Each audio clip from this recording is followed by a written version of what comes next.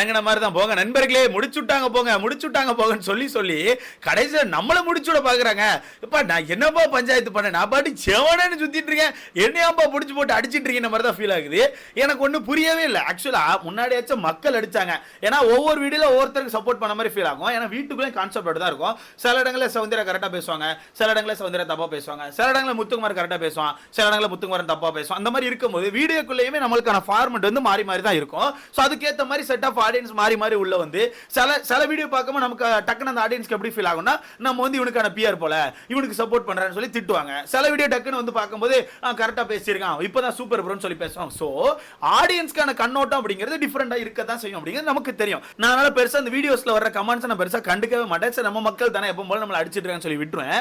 சடனா பார்த்தா ஒரு 2 நாட்களா ஒரு பயங்கரமான ஒரு பிரச்சனை போயிட்டு இருக்குது.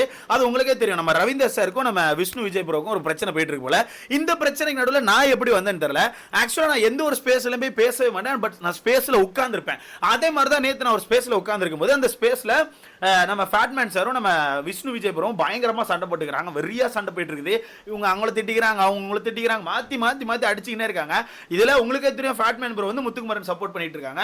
விஷ்ணு விஜய் ப்ரோ எனக்கு தெரியல ஓப்பனா சப்போர்ட் கொடுக்குறான்னு தெரியல. மேபி சப்போர்ட் கொடுக்கலாம், அது அவங்க சௌந்தர்யா வந்து அவங்களோட ஃப்ரெண்டு, சப்போர்ட் கொடுக்குற தப்பு இல்லை. ஏன்னா இந்த சீசன்ல வந்துட்டு வெளியே போன ஒரு கண்டஸ்டன்ஸ் ரவீந்தர் சார் ஒரு நபருக்கு சப்போர்ட் கொடுக்கும்போது ஒரு ஆஸ் ஒரு ஃப்ரெண்டா விஷ்ணு விஜய் சப்போர்ட் கொடுக்கல, எனக்கு தெரிஞ்சு தப்பா தெரியலப்பா. சரி அவங்க சப்போர்ட் கொடுக்குறாங்க, 2 பேருமே மாத்தி மாத்தி வேற ஆளுக்கு சப்போர்ட் கொடுக்கறனால இவங்க 2 பேருக்கும் செட் ஆகாம நிறைய ஸ்பேஸ்ல இவங்க 2 பேர் சண்டை போட்டுருக்காங்க. அதை நானே பார்த்திருக்கேன். அந்த ஸ்பேஸை நான் உட்கார்ந்து கேட்டுட்டு இருந்திருக்கேன். பட் நான் எப்பவுமே ஸ்பேஸ்ல பேச மாட்டேன், உங்களுக்கு தெரியுமான்னு தெரியல. நான் பேசவே மாட்டேன், நார்மலா உட்கார்ந்து சைலண்டா பார்த்துட்டு இருப்பேன். அதே மாதிரி நான் நேத்து உட்கார்ந்து கேட்டுட்டு இருக்கேன். நேத்து கேட்டுட்டு கொஞ்ச நேரம் பார்த்தேன், ரொம்ப சண்டை பெருசா போயிட்டு இருக்கு. மாத்தி மாத்தி இவங்க ரொம்ப ரொம்ப பர்சனலா போயிட்டு இருந்துச்சு. பார்த்தேன் சரி ஓகே ரொம்ப பர்சனலா போகுது, நம்ம இதுக்காக இருக்கணும்னு சொல்லிட்டு நான் ஸ்பேஸ் விட்டு எக்ஸிட் ஆகி வந்துட்டேன். எக்ஸிட் ஆகி வந்த பிறகு தான் நிறைய பேர் டக் டக் டெக்ஸ்ட் பண்றாங்க, ப்ரோ உங்களை பத்தி பேசுறாங்க, உங்களை பத்தி பேசுறாங்க. சரி ஓகே என்னப்பா பேசுறாங்க போய் பார்த்தா ஆக்சுவலா ஏதோ ஒரு டாக் நடந்திருக்குது. விஷ்ணு விஜய் ப்ரோ என்ன சொன்னாங்கன்னு தெரியல, ரவீந்தர் சார் கரெக்டா என்ன பேசுறாங்கன்னு தெரியல. பட் எனக்கு நான் ரெக்கார்டிங் பார்த்ததுல நம்ம ரவீந்தர் சார் சொல்றது என்னன்னா, என்ன வந்து ஸ்னூப்பி கூட கனெக்ட் பண்ணி பேசுறான், நான் ஸ்னூப்பிக்கு காசு கொடுத்து முத்துக்குமரன் சப்போர்ட் பண்ண சொன்னதா சொல்றான், எனக்கு ஸ்னூப்பினா யாருன்னே தெரியாது, அவங்க கூட நான் பேசினதே இல்லை அப்படி சொல்லி சொல்றாங்க. அது மட்டும் இல்லாம அவன் அந்த பேரை சொன்ன பிறகு தான் நான் சர்ச் பண்ணி பார்த்தேன், இப்படி ஒரு சேனல் இருக்குது, இப்படி ஒரு பையன் ரிவ்யூ பண்றான்னு எனக்கு தெரியும்னு சொல்லி சொல்றாங்க. ஸோ இந்த இடத்துல நான் 2 கருத்து வைக்க வேண்டியிருக்கு. ஒன்று, ரவீந்தர் சார் என்ன உண்மையாக பேசுனது இல்லை, ஓகேவா, உண்மையாக பெருசாக பேசுனது இல்லை. 2வது, என்ன தெரியாதுன்னு சொன்னது வந்து எனக்கு எப்படி எதுக்குன்னு தெரியல, மேபி மறந்துட்டாங்களா இல்லை எதுக்கு இப்படி சொன்னாங்கன்னு தெரியல. ஏன்னா என்கிட்ட மொத்தம் ஒரு 2-3 தடவை பேசியிருக்காங்க. பெருசாக கன்வர்சேஷன் கிடையாது.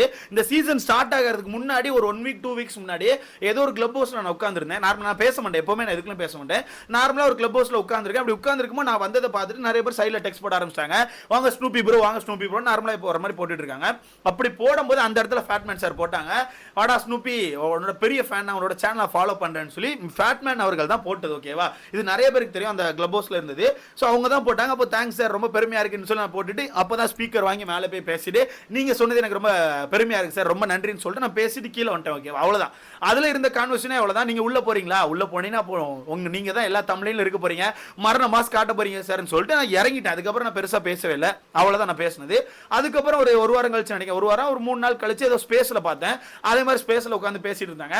அப்போ பேசும்போது நான் நார்மலா தாத்தாலாம் இருந்தா ஸ்பேஸ் மேல போய் சும்மா அப்படி பேசி கீழே வந்துடுவேன். சும்மா போயிட்டு தாத்தா வணக்கம் அப்படின்ற மாதிரி ஓடி வந்துடுவேன். அந்த மாதிரி போகும்போது திரும்பி நான் சும்மா ஒரு கிண்டலா சொல்லுவோம்ல, ஏன்னா ஃபேட்மேன் சார் உள்ள வரதா அப்போ ரூமர்ஸ் இருந்துச்சு. அதே மாதிரி நான் திருப்பி சார் உள்ள போறதா ஒரு நியூஸ் இருக்குது, அப்போ உள்ள போனீங்கன்னா நீங்க தான் கண்டென்ட் அப்படின்ற மாதிரி நார்மலா சொல்றேன். அதுக்கு சார் அங்க இருந்து கொடுத்த ரிப்ளை என்னன்னா, எப்பா சும்மா இருப்பா, அப்பெல்லாம் சொல்லாதப்பா, அதெல்லாம் என்னன்னே தெரியாதுப்பா, எனக்கு தெரியாதுப்பா, என்ன விட்டுருப்பான்னு சொல்லிட்டு அவங்களும் ஜாலியா பேசுறாங்க. ஸோ எங்களுக்குள்ள இருந்த கான்வர்சேஷனே இவ்வளவுதான். அதுக்கு மேல நான் பர்சனலா பேசுனது கிடையாது. சாருக்குமே என்ன பெருசா பர்சனலா தெரியாது அப்படிங்க நல்லா 100% சொல்ல முடியும். 2வது, அதுக்கப்புறம் ஒரு விஷயம் நடந்துச்சு. சார் உள்ள எல்லாம் போயிட்டு வெளியே வந்தாங்கல்ல, வந்தப்பறம் ஒரு 2 நாள் கழிச்சு நினைக்கிறேன் அவங்களோட இன்ஸ்டாகிராம் பேஜ்ல லைவ் விட்டாங்க. அந்த லைவ் நீங்க கவனிச்சிருப்பேன்னு நினைக்கிறேன். அந்த லைவ்ல நிறைய பேருக்கு ஆக்சுவலா வந்து தேங்க்ஸ் சொல்லிட்டு இருந்தாங்க, ஓகே. ரிவ்யூ பண்ண செக்ஷன்ல உள்ள சின்ன சின்ன சேனல்ல இருந்து பெரிய பெரிய சேனல் வந்து எல்லாருக்குமே தேங்க்ஸ் சொல்லிட்டு இருந்தாங்க. சோ அப்ப நானும் இந்த லைவ்ல உட்கார்ந்திருந்தேன், சும்மா நார்மலா உட்கார்ந்து பார்த்துட்டு இருந்தேன். நம்ம மக்கள் எல்லாம் கமெண்ட் போட்டுட்டு இருந்தாங்க. அப்ப நானும் உள்ள போயிட்டு ஃபயர் மோட் சார் ஏதோ சம்திங் போட்டேன், சூப்பர் சார் நீங்க மாஸ் பண்ணிட்டீங்க, பிராங்க் சூப்பரா ஏதோ சம்திங் போட்டோம். கீழ இருக்க மக்கள் எல்லாரும் ஸ்னூப்பி ப்ரோ வாங்க வாங்கன்னு சொல்லிட்டு நிறைய பேர் கமெண்ட் போட ஆரம்பிச்சிட்டாங்க. சோ அந்த கமெண்ட பார்த்துட்டு அங்க ரவீந்தர் சார் நிறைய பேருக்கு வாழ்த்துக்கள் தெரிவிச்சிட்டு இருந்தாங்க. அந்த வாழ்த்துக்கள் தெரிவிக்கும் போது டக்குன்னு என்னோட பேரை சொல்லிட்டு ஸ்னூப்பி உன்னோட பேர் மறந்துட்டேன்பான்னு சொல்லிட்டு என்னோட பேரை மென்ஷன் பண்ணி ஒரு வாழ்த்துக்கள் தெரிவிச்சாங்க. அதை பத்தி நான் வீடியோ கூட போட்டிருந்தேன், கண்டிப்பா நீங்க பாத்துருப்பீங்க. அதை பத்தி நான் அந்த வீடியோ கூட போட்டிருந்தேன், அதுக்கான கிளிப்ஸ் நான் ஆட் பண்றேன், நீங்களே பாத்துக்கோங்க. இன்க்ளூடிங் நம்ம சேனல் நேம் கூட இல்ல வந்துச்சு. வெளிக்காட்டின விதம் மிஸ்டர் ஸ்னூப்பி மறந்துட்டேன். அது ஓகேவா, நான் வீடியோ போட்டிருந்தேன் அப்பவே எனக்கு ரொம்ப பெருமையா இருக்குன்னு சொல்லி வீடியோ போட்டிருந்தேன். அவ்வளவுதான் எங்களுக்குள்ள இருக்க கான்வர்சேஷன். ஓகேவா, இதுக்கு மேல எனக்கு கான்வர்சேஷன் கிடையாது. எனக்கு ஃபேட்மேன் சார் எங்க வந்து காசு கொடுத்து நீ முத்துக்குமாரன் சப்போர்ட் பண்ணு சொல்ல. ரெண்டாவது விஷ்ணு விஜய் ப்ரோட்ட நான் பெருசா பேசினதே இல்ல. எனக்கு விஷ்ணு ப்ரோ எதுக்கு என் கூட கனெக்ட் பண்றான்னு தெரியல. நான் பெருசா பேசினதே கிடையாது. ஏன்னா கடைசி சீசன் நான் அர்ச்சனாக்கு சப்போர்ட் பண்ணி நிறைய இடங்கள்ல விஷ்ணு ப்ரோவை தாக்கி பேசியிருக்கேன். சோ விஷ்ணு ப்ரோ என்கிட்ட கனெக்ட் ஆகி பேசுறதுக்கான வாய்ப்புகளே கிடையாது. பெருசா கனெக்ட் ஆகி பேசுற வாய்ப்புகளே அது உங்களுக்கே தெரியும். ஓகேவா, நான் பேசினதே கிடையாது. நம்ம பெருசா இங்கதான் ப்ரோ இப்போ நீங்க எங்க பாத்துருக்கீங்களா அதே மாதிரி தான். நான் ஒரு 2 ஸ்பேஸ்க்கு ஏதோ போகும்போது நார்மலா அந்த இடத்துல ஏறும்போது இப்போ கடைசி ஸ்பேஸ்ல கூட இது மாதிரி பேசினாங்க. மேல போகும்போது அங்க யாரோ ஒருத்தவங்க சொன்னாங்க ப்ரோ வாங்க ப்ரோ முடிச்சு விட்டீங்க போகுன்னு சொல்லி செமையா பேசுவீங்கன்னு சொல்லி யாரோ ஒருத்தவங்க சொன்னாங்க. அதை கேட்டுட்டே இருக்கும்போது டக்குனு விஷ்ணு ப்ரோ ஆரம்பிச்சு ஆமாப்பா நானும் பாத்துருக்கேன்ப்பா செம ஃபன் பண்ணுவான்னு சொல்லி சொன்னாங்க. இவ்வளவுதான் அவருக்கு எனக்கு ஒரு கான்வர்சேஷன். ஓகேவா, எனக்கு விஷ்ணு ப்ரோவும் பெருசா பர்சனலா தெரியாது, ஃபேட்மேன் சார் எனக்கு பெருசா பர்சனலா தெரியாது. பட் இவங்க 2 பேருக்குள்ள உள்ள கிளாஸ்ல நான் எப்படி உள்ள வந்தேன்னு எனக்கே தெரியல. அது இவங்க 2 பேரும் என்ன சொல்லி சண்டை போட்டுக்கிட்டாங்கன்னு எனக்கு தெரியாது. அது வந்து அவங்களுக்கான பர்சனல் விஷயம். அதுக்குள்ள நான் வரவே மாட்டேன். ஏன்னா அது அவங்களுக்கான பர்சனல் விஷயம். ஏன்னா இதே ரீசன்ல தான் நான் 2 நாளைக்கு முன்னாடி ஸ்பேஸ்ல அவங்க சண்டை போட்டுட்டு இருக்கும்போது கூட நான் அந்த ஸ்பேஸ் விட்டு லீவ் ஆகி வெளியே வந்தேன். ஏன்னா அடுத்த பர்சனல் விஷயத்துக்கு நான் போக கூடாது. நான் ஜஸ்ட் இந்த பிக் பாஸ் வீட்டுக்குள்ள நடக்கிற சம்பவங்களை மட்டும் தான் எடுத்து பேசணும் தவிர வெளியே நடக்கிற சம்பவங்கள் பெருசா நான் கையே வைக்க மாட்டேன், பெரிய லெவலில் தொட மாட்டேன். ஓகேவா, அப்படி இருக்கும்போது இந்த விஷயங்களுக்கு நான் போக வேணாம்னு சொல்லி நான் பாட்டுக்கு விட்டு நான் வெளியே வந்துட்டேன். பட் இருந்தாலுமே அங்க என்னோட பேர் வந்திருக்கனால நிறைய பேர் எடுத்து இப்போ நிலம போட ஆரம்பிச்சாச்சு. பட் அது மட்டும் இல்லாமல் ஃபேட்மேன் சார் ஏதோ சொல்லியிருப்பாங்க போல என்கிட்ட ஒரு ஆடியோ இருக்கு, அந்த ஆடியோ வெளியே விட்டா உள்ள ஒரு நபருக்கு பயங்கர பாதிப்புன்னு சொல்லிட்டு அதை நிறைய பேர் எப்படி புரிஞ்சுக்கிட்டாங்கன்னு தெரியல. நிறைய கோணத்தில் போயிட்டு இருக்கு. நிறைய பேர் என்ன நினைச்சுக்கிட்டாங்கன்னா நானும் விஷ்ணுபுரம் பேசின ஏதோ கான்வர்சேஷன் இருக்கு, அதை வெளியே விட்டா பயங்கர பிரச்சனை வரும்னு நினைச்சுக்கிட்டாங்க. பட் அங்க எனக்கு தெரிஞ்சு அங்க நடந்த உண்மையான விஷயம் நான் ஸ்பேஸ்ல கேட்ட வரதுக்கு விஷ்ணு ப்ரோக்கும் ஃபேட்மேன் சாருக்கும் ஏதோ ஒரு ஃபோன் கால்ல ஏதோ சண்டை நடந்திருக்கு. ஓகே, அது அங்க ஓப்பனா நம்ம ஃபேட்மேன் சாரே சொல்லியிருந்தாங்க. ஃபோன் கால்ல ஒரு சண்டை நடந்திருக்கு, அந்த ஃபோன் கால் ரெக்கார்ட் அவங்க கிட்ட இருக்குன்னு சொன்னாங்க. அந்த ரெக்கார்டை வெளியே விட்டாதான் பிரச்சனை வரும்னு சொன்னாங்க. அது நிறைய பேர் தெரிஞ்சிக்காம நிறைய பேர் கரெக்டாக அதை புரிஞ்சிக்காம என்கிட்ட வந்து பர்சனலா டெக்ஸ்ட் பண்ணி கேட்டுட்டு இருந்தாங்க. ப்ரோ ஏதோ இருக்குன்னு சொல்றாங்க ப்ரோ, அது என்னன்னு சொல்லுங்க ப்ரோ. அப்படி எதுவுமே கிடையாதுப்பா. அப்படி இருந்துச்சுன்னா தாராளமா போட்டுக்கோங்க. எனக்கு 100% தெரியும், நான் யார்கிட்ட அப்படி பேசுனதே கிடையாது. உங்களுக்கே தெரியும் ப்ரோ.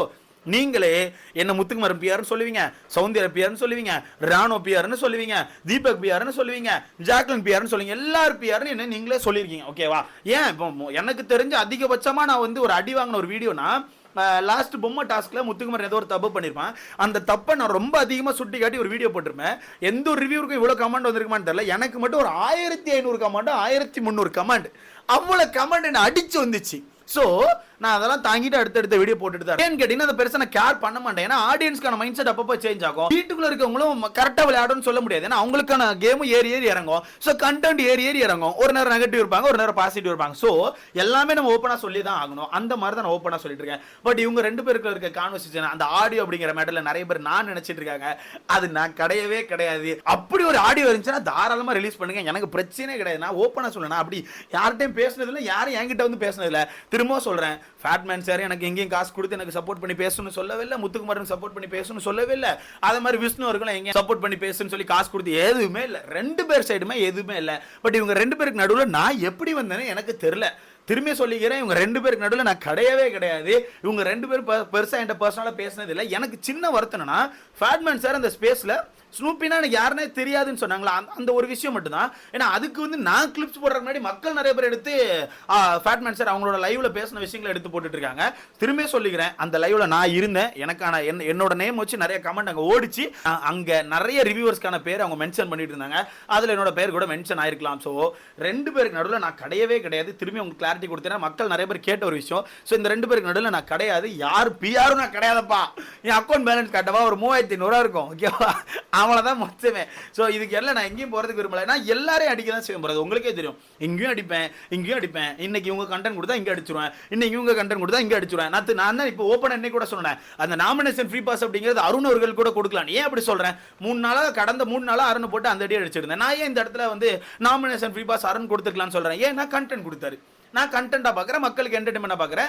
மக்கள் வந்து சொல்லுவீங்க ப்ரோ அது என்டர்டைன்மெண்டா ப்ரோ அந்த ஒரு கண்டென்ட் இருக்க போய் தான் அந்த எபிசோட் ரன் ஆச்சு. அந்த எபிசோட் இருக்க போய் தான் நீங்க பார்த்தீங்க. அதனால தான் சொல்றேன், உள்ள என்னென்ன கண்டென்ட் கொடுத்தாலுமே அது கண்டென்ட் தான். அமைதியா இருக்கிறவங்கள நம்ம அடிச்சு தாக்கணும், கண்டென்ட் கொடுக்குறவங்க அடிப்போம். அந்த இடத்துல இந்த மாதிரி பாஸ் கொடுக்கலாம்னு சொல்லி கொஞ்சம் செய்வோம். அது எல்லாமே இருக்கக்கூடிய விஷயம் தான். மொத்தத்தில் கடைசியாக சொல்லிக்கிறேன், இவங்க 2 பேருக்கு நடுவில் நான் கிடையாது. புரிஞ்சிருக்கும்னு நினைக்கிறேன். இவ்வளவுதான் எனக்கான கான்வர்சேஷன், இவ்வளவுதான் நான் எல்லார்ட்டையும் பேசின கான்வர்சேஷன். இதுக்கப்புறம் தயவு செய்து பிஆர்னு சொல்லிக்கோங்க, தப்பு இல்லை, பிஆர்னு சொல்லிக்கோங்க. அந்த ஆடியோ இருக்குங்கிறதெல்லாம் அது நீங்கள் ஏதோ தப்பாக புரிஞ்சுக்கிட்டீங்க. அதை நான் கிளாரிஃபை பண்ணிக்கிறேன். அது அவங்களுக்குள்ள பர்சனல் விஷயங்கள், பர்சனலாக பேசின விஷயங்கள் ஆடியோவாக இருக்குன்னு சொல்கிறாங்க. அது நமக்கு தெரியல, அதுக்குள்ளே நம்ம போக வேணாம், அது அவங்களோட விஷயம். இதை பற்றி நீங்கள் ஏதாச்சும் டிஃப்ரெண்டாக கருத்துக்களை வச்சுன்னா மறக்காம கமெண்ட்ல போடுங்க. அடுத்த வேளை சந்திக்கலாம்.